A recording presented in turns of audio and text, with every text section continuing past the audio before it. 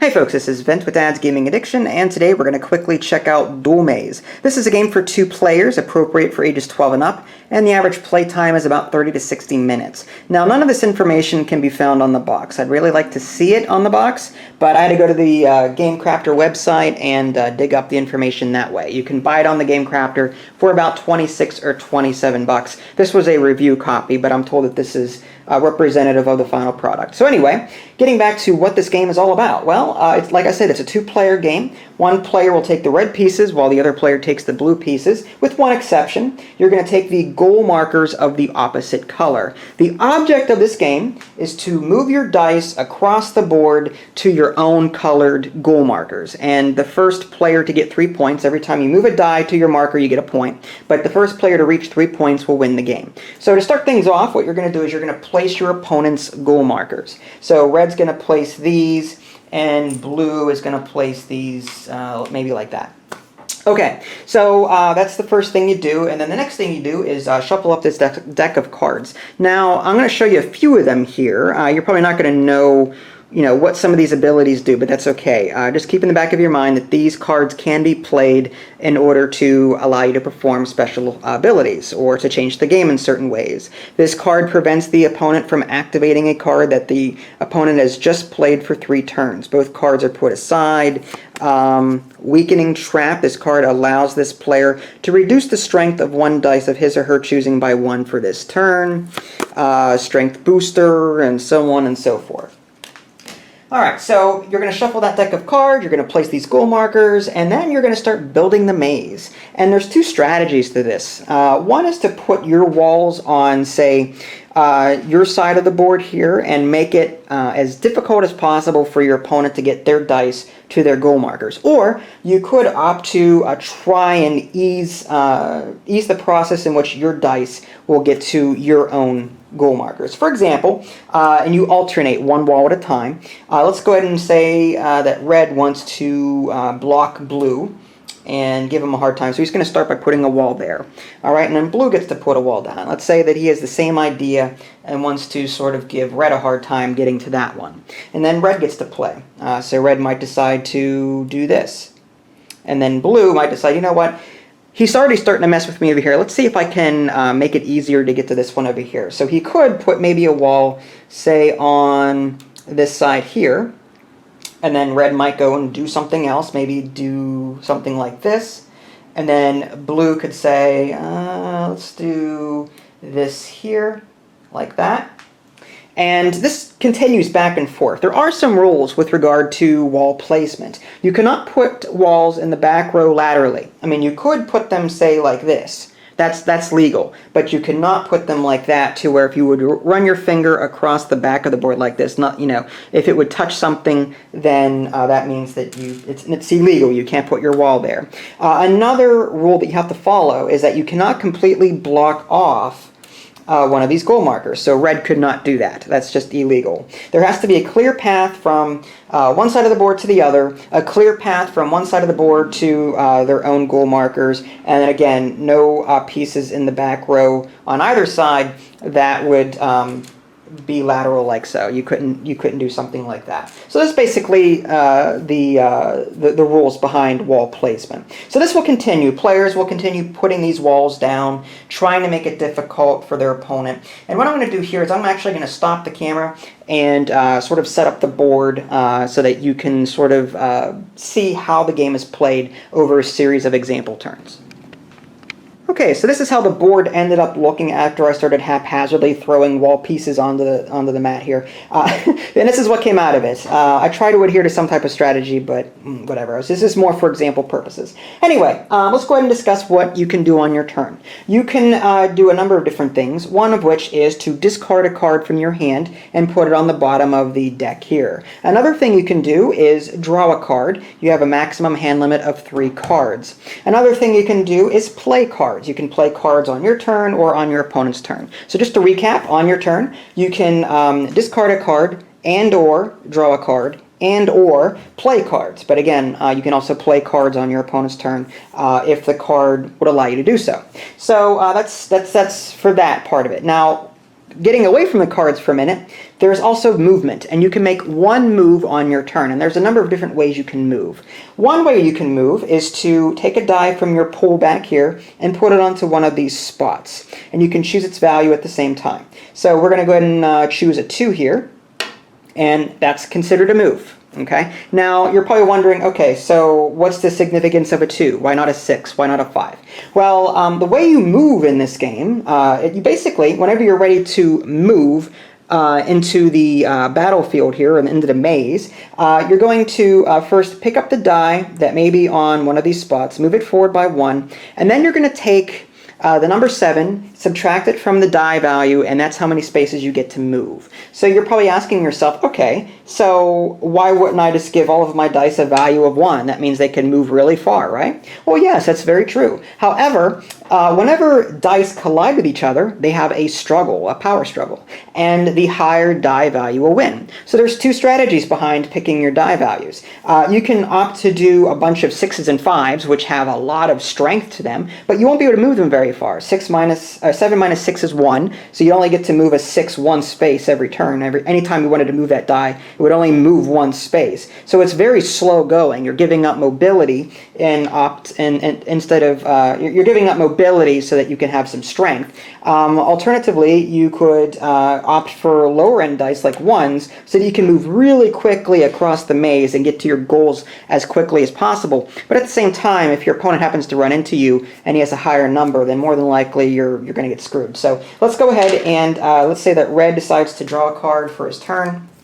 He has no other cards to discard. He could discard this, I suppose, but he's not going to. And he's just going to choose a 2 and put it here. And that's it for his move. Now blue gets to go. Blue's going to go ahead and draw a card. And I'm not even going to worry about the cards at this point in time.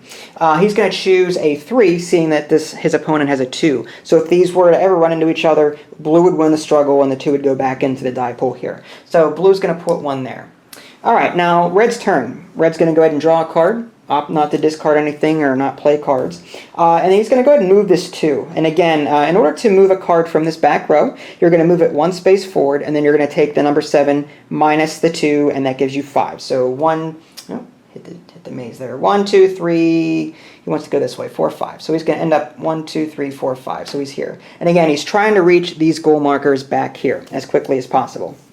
All right, now blue gets to go. Blue's going to draw a card for his turn. And again, he could play cards if he wants or discards them. He's going to go ahead and move this one, and 7 minus 3 is 4. So this one can move 4 spaces. So he's going to do 1, 2, 3, 4, something like that. He knows that the 2 is going to try and move around this way to try and get to this goal. But he doesn't know for sure. Red could go around, say, this way through the back, or maybe this way, up this way. Or red can go ahead and spend another move, like draw a card, and then spend another move just simply, I don't know, maybe putting a 5 down, something a little bit stronger than the 3. And maybe, hopefully, hunt this 3 down and let the 2 do his thing. And then blue may decide, okay, I'm going to draw a card. I'm going to go ahead and spawn a 6, just in response to that 5. Now, alternatively, instead of actually placing a die somewhere or moving a die, you can actually switch the value of a die that's on the field already by 1. So this 2 could become a 1 or a 3 if red wanted to do that. And if 2 dice of equal value run into each other, then they both go back to the owner's pools. So let's just say that red decided to do that. Okay. Well, actually, it was blue's turn, wasn't it? Yeah. Let's just say this was a 2. Or no, blue just placed that 6. So yeah, red's going to go ahead and place. He's not going to discard any cards or play any cards, nothing like that. He could, I'm sure, but he's not going to. I'm trying to keep this as simple as possible. And he's going to make this a 3. And now blue gets to go. Blue's like, I'm going to go ahead and make this a 4. All right. And red goes, okay, I'm going to go ahead and spawn another die. I'm not going to discard anything. Let's just say he didn't like this card. For whatever reason, he didn't like it. I don't know what card it is, but he didn't like it. And he's going to go ahead and draw another one. Again, hand limit is 3. And then he's going to go ahead and maybe move this 5. He's going to move it forward by 1, and then 7 minus 5 is 2, 1, 2. So he's going to do that. And again, players are going to go back and forth, and your ultimate goal is to get your colored dice onto your colored goal tokens here. And whenever you do that, you get a point. And the first player to reach 3 points will win the game. Okay, so again, that was just a quick overview of the rules. I didn't cover everything in the rulebook. The rulebook isn't all that extensive. It's just this one page. There's not even a back to it. It's just this one page here. So it's very easy to play. But this should hopefully give you a basic understanding of how the game plays and what it's all about. And I have to say, 27 bucks, not a bad price for as much as you're getting here.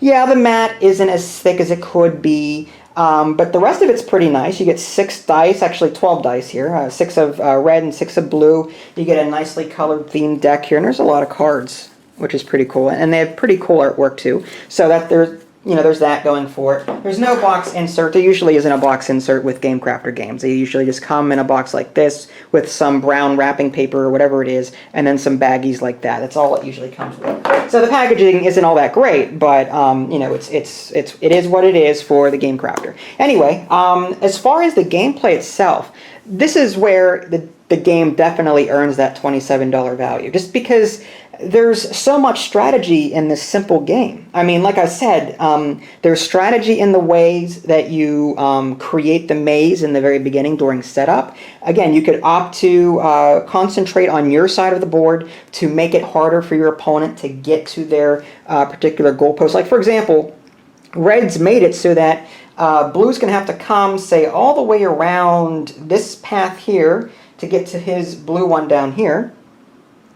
Or alternatively, he has to come back and then up again to get to this one. So, there's strategy there. Red, you can concentrate on one side of the board, prevent your opponent from getting to their own, basically making them go the long way around. Or you can opt to go on the other side of the board and concentrate there and try and block him off or prevent him from placing walls that would screw you up. Like I said, you can't form a path that would completely block off a route getting to your goal token. So you can set your walls up in such a way on the other side of the board to where your opponent would not be forced to make you take the long way around. So there's some strategy in that. And then once you get the setup underway, and you start putting dice out, again, there's some strategy in how you move your dice around, what values assigned to them, that kind of thing. Again, do you opt for the lower dice, like a 1 that allows you to move across the maze like a madman? But if it runs into anything, you're for the most part screwed. I mean, anything but a 1 will kill it automatically. Well, a 1 from the other side will kill it automatically too, but both go back. So you're taking a risk by spawning a bunch of 1s because they can be defeated very easily. Alternatively, you can opt for 6s and 5s and basically face roll anything that comes your way, assuming your opponent hasn't opted to do the same thing, and slowly make your way to your goals that way. You could do that. Alternatively, again, you can just switch these around. So if you don't like the fact that they're all moving real slow, you can start changing them to 4s and then 3s and 2s or something like that. So you can change dice as they go.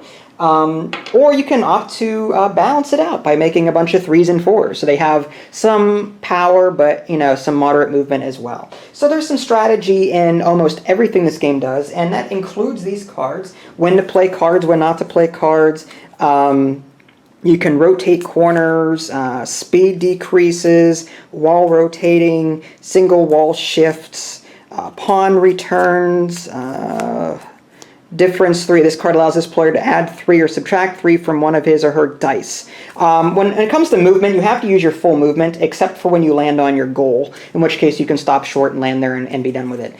So there's definitely some strategy with the way the walls are, with the way the values are, and the way the cards operate. So yeah, there's a lot of different things going on here. And again, this is so simple to play. So do I recommend this one? Most definitely yes. The components are pretty cool. I mean, again, this mat is a little flimsy, but other than that, everything, just the gameplay is just there. I was very happy with this one. So with that being said, I have a short review out on my official website, so go check that one out. It's at www.dadsgamingaddiction.com. If you guys haven't already subscribed to my YouTube channel, that way you can keep up to date with any new content I'm going to publish. This is Vince. Thanks for watching, and I'll catch you next time.